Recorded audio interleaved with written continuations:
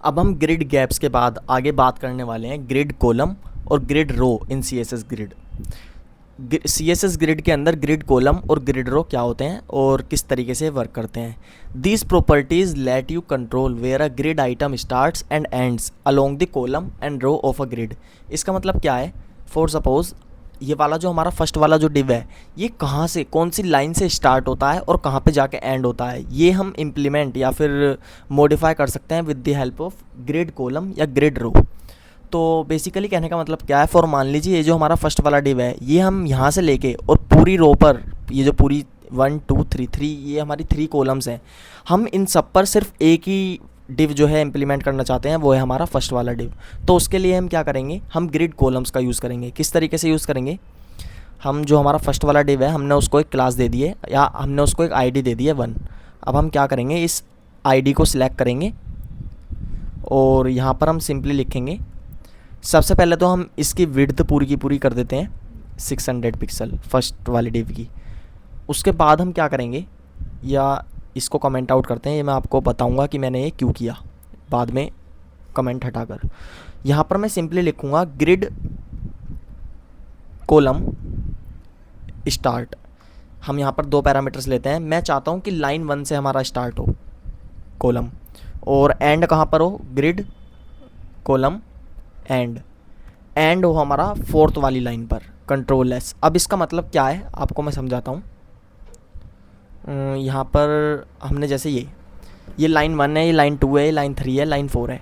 जो हमारा grid column है, जो हमारा जो वो आइटम है, डिव आइटम है, उस वो कौन सी कॉलम से स्टार्ट होना चाहिए, लाइन 1 से, और एंड कहाँ पर होना चाहिए, लाइन 4 पर। तो ये सारी का सारा जो हमारा स्पेस है वो कौन ऑक्यूपाई कर लेगा, हमारा फर्स्ट वाला डिव जो है ऑक्यूपाई कर लेगा। मैं आपको रिफ़्रेश करके दिखाता हूँ। जैसे ही मैंने रिफ़्रेश किया, यहाँ पर आप देख सकते हो ये वाला और ये वाला, ये तीनों कॉलम्स किसने ऑक्यूपाई कर लिए, इस वाले डिव ने। लेकिन इसकी हाइट और विड्थ थोड़ी सी कम है तो इसलिए फुल ऑक्यूपाई नहीं कर पा रहा है। तो मैं क्या करूँगा, यहाँ से इसको कमेंट आउट कर दूँगा, इसको फुल विड्थ दे दूँगा, कंट्रोल एस।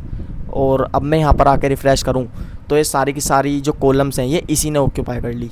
ये होती है हमारी ग्रिड कॉलम्स। अब जिस तरीके से हमारी ग्रिड कॉलम्स होती हैं वैसे ही हमारी होती है ग्रिड रोज़। इसके लिए हम क्या करते हैं, फॉर सपोज़ ये जो सेकंड वाली जो हमारी रो है, मैं चाहता हूँ कि लाइन 2 से लाइन 4 तक हमारी ये जो है एक्सपेंड हो जाए। तो मैं क्या करूँगा, सेकंड वाले को भी मैं आईडी दे देता हूँ, आईडी इज़ इक्वल टू 2। ये सेकंड वाला ही है ना हमारा, हाँ सेकंड वाला है। तो यहाँ पर मैं आऊँगा और हैशटैग 2 एंड इसको मैं क्या करूँगा, ग्रिड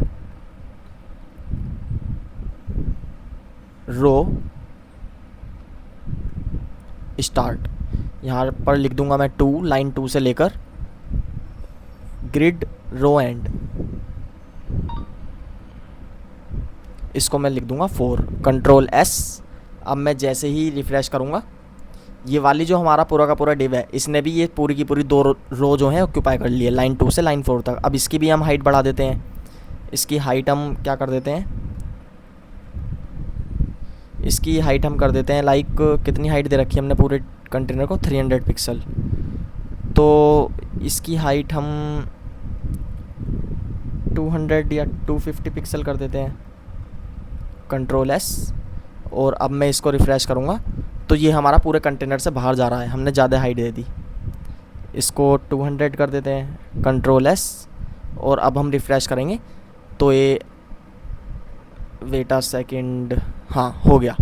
तो ये पूरा का पूरा जो है फिट इन हो गया है और इसने ऑक्यूपाई कर लिए हमारी ये पूरी की पूरी 2 रोज़, 1 और 2, लाइन 2 से लाइन 4 तक। तो इस तरीके से हम ग्रिड रोज़ और ग्रिड कॉलम का इस्तेमाल करते हैं, यूज़ कर सकते हैं। इनका कुछ शॉर्ट हैंड और होता है। हम grid row start, grid row column ना लिखकर हम सिंपली लिखेंगे ग्रिड कॉलम। और सबसे पहले हम स्टार्ट कॉलम जो है डिफ़ाइन करेंगे, उसके बाद एंड कॉलम डिफ़ाइन करेंगे। यहाँ पर तो हम रो वाला कर रहे हैं ना, तो यहाँ तो हम रो लिखेंगे। और सबसे पहले स्टार्ट है हमारा 2 और स्लैश, फॉरवर्ड स्लैश लगाकर एंड कॉलम या फिर एंड सेल लिखेंगे जो है हमारा 4, एंड लाइन लिखेंगे। और ऐसे ही हम यहाँ पर करेंगे, यहाँ पर हम लिखेंगे ग्रिड कॉलम एंड सबसे पहले स्टार्ट और फॉरवर्ड स्लैश उसके बाद एंड। अब इन दोनों को हम यहाँ से डिलीट कर देते हैं तो हमारे आउटपुट में कोई भी चेंज नहीं आएगा। कंट्रोल एस, और ये थोड़ा टाइम कंज्यूमिंग है, हमें बार बार नहीं लिखना पड़ेगा। जैसे रिफ्रेश करा कोई चेंज नहीं आया क्योंकि दोनों का मतलब बिल्कुल सेम है। तो मैंने अब आपको CSS ग्रिड के अंदर मैंने CSS ग्रिड पढ़ा दिया कि ग्रिड क्या होता है, कि कंसेप्ट्स भी बता दिया इसके, ग्रिड कंटेनर, ग्रिड आइटम्स। उसके बाद मैंने CSS ग्रिड मॉडल पढ़ा दिया आपको बहुत ही ज़्यादा सिंपल तरीके से, और grid lines, grid cells, grid track सब बता दिया। उसके बाद मैंने आपको ग्रिड टेम्पलेट्स बता दिए, grid template with repeat function भी बता दिया।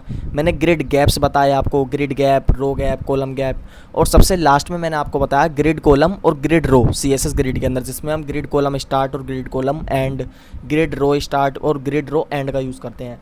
अब इसके बाद जो हमारी प्रॉपर्टीज़ आती हैं, जो हमारी फ्लैक्स बॉक्स के अंदर प्रॉपर्टीज़ थी, like justify items, justify self, align items, ठीक है, ये सब प्रॉपर्टीज़ ग्रिड आइटम्स के अंदर बिल्कुल सेम होती हैं। अगर आपको ये सब प्रॉपर्टीज़ अच्छे से पढ़नी है या रिवाइज़ करनी है तो आप मेरी फ्लैक्स बॉक्स वाली वीडियो जाकर देख सकते हैं, मैं डिस्क्रिप्शन में लिंक दे दूँगा।